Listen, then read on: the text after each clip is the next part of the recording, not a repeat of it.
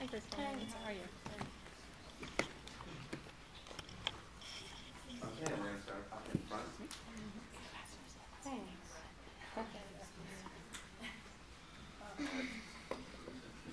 You get more beautiful H movie. Really. Okay. And right here. Hi, Kristen. Same question I asked Taylor. What drives you to succeed, and what kind of car do you drive? Me and my family sort of share cars, so I don't have one car that I drive all the time, but I drive a Toyota Tacoma, which I probably shouldn't be saying right now because I don't really want people, I mean, just go on the internet, I suppose you can see that. But, and a Mini Cooper sometimes too, but I feel a little too flashy in that, so. But what drives you to succeed? Well, I mean, I guess success is always something completely different to people. I feel like I feel like I've succeeded if I'm doing something that makes me happy and I'm not lying to anybody, and I'm not doing that now, so I feel really good about myself. And I don't know. That's a really vague. That's a tough one. What drives me to succeed? I really, right now specifically, I really love acting, and I feel like it's a cool thing to be really indulgent and follow that and only that. Like I have a lot of ambitions in life, but like for the next few years, I just want to be an actor, and that's a lucky opportunity. So, but I don't know. That drives me to want to be good at that, but I'm not sure. Kristen, you're in the middle of this journey with Bella Swan.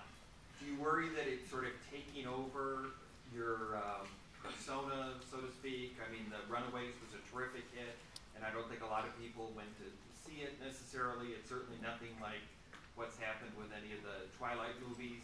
And I know you do a lot of other things, but you know, how do you feel about your life and career versus Bella, I guess? I mean, this is a unique situation. I get to play her for a really long time. And that also is a serious indulgence and something that's really lucky, because I feel really sad when I lose a character at the end of a short shoot, which typically is like 6 weeks on a small movie, which is what I'm used to. And I don't see her as being this. It definitely is obviously the one role that has put me in this sort of epic position. But it's just another movie, and I think it doesn't matter if you're doing a studio movie or if you're doing an independent movie. When you get to set and you're doing a scene, it's always going to be the same job. It really doesn't. I really don't think about my career in terms of like planning it out and what this does for me. And this was a part that I really wanted to play, and luckily I got to do it for a long time. Can you tell us a little bit about this when you make a decision? And Yes. You feel like that has been one of your big challenges in the series so far? And is it your favorite one?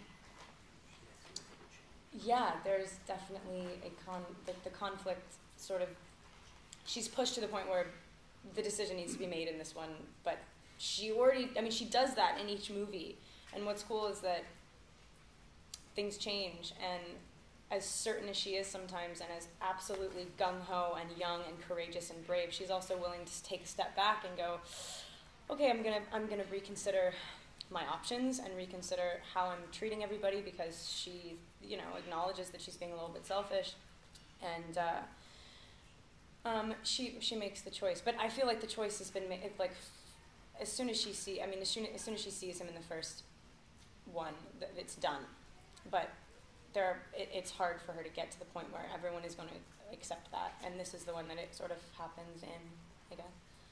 Was that your big challenge, or was there one scene that was really challenging for you? Maybe it was what you had to do, the action was, something like that? The action was actually absolutely everyone else's responsibility. I just stand behind people that are stronger than me, literally the entire time. I don't even get to run around as much as I did in the second movie. So the action wasn't difficult. I guess one of the most challenging scenes would probably be kissing Jacob for real, finally, for the first time, and seeing that there was a different road to go down that was desirable as well, and that for her, because she's so like tunnel vision. Edward is the only thing for her. It's a strange perspective. And then I have to go in and talk to Edward about it, and it's like such a different dynamic than we've ever had. And it was a different Bella. It was like I had never had to play somebody who would have done stuff like that. So it was hard. And I was nervous as hell about it. Because of the kiss? Just because of that moment and how different that kiss is to all of the rest of them in the movie, and how different they have to be. Like it is the most unique moment. It's like, it's also it's a mistake, and it's like I always say that Bella makes a lot of mistakes, and she's willing to own them, and she's. I think it's cool to see her a little bit like ashamed, and then at the same time like scared. I just think it's cool. Over there. So some people have suggested that one of the big reasons why the series is so popular is that it mixes forbidden love, making love to forbidden desire, making love to a vampire with more traditional message like pro-marriage, family, and true love. Is that one of the big reasons? And if so, are there others, or why or why not? Are there reasons for The popularity of the series is Oh. because it mixes.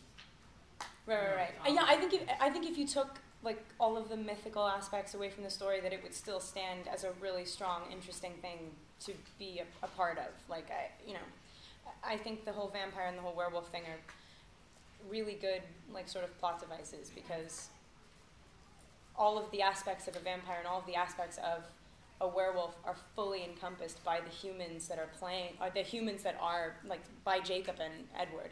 So it's like, if all of that was gone, they'd still be the same people. And I don't think it's like a big phenomenon because the vampire mythical aspect, it definitely takes a good story and it raises the stakes and it makes it a little bit more interesting, but I think it's just about how whole the characters are and how easy it is to have like a faith in them and be sort of addicted to them, and they let you down a lot and then like pick themselves back up, and it's just like, I don't think it has anything to do with the vampire thing. I think it just makes that a little bit cooler. I wanted to ask you about working with David Slade, because it was kind of interesting. I noticed he used a lot of close-ups, and I was wondering if you were aware that a lot of these shots were going to be in close-up. And fortunately, you have beautiful, flawless skin, but I mean, was there any extra thing you had to do in terms of your acting to work with his style of filmmaking?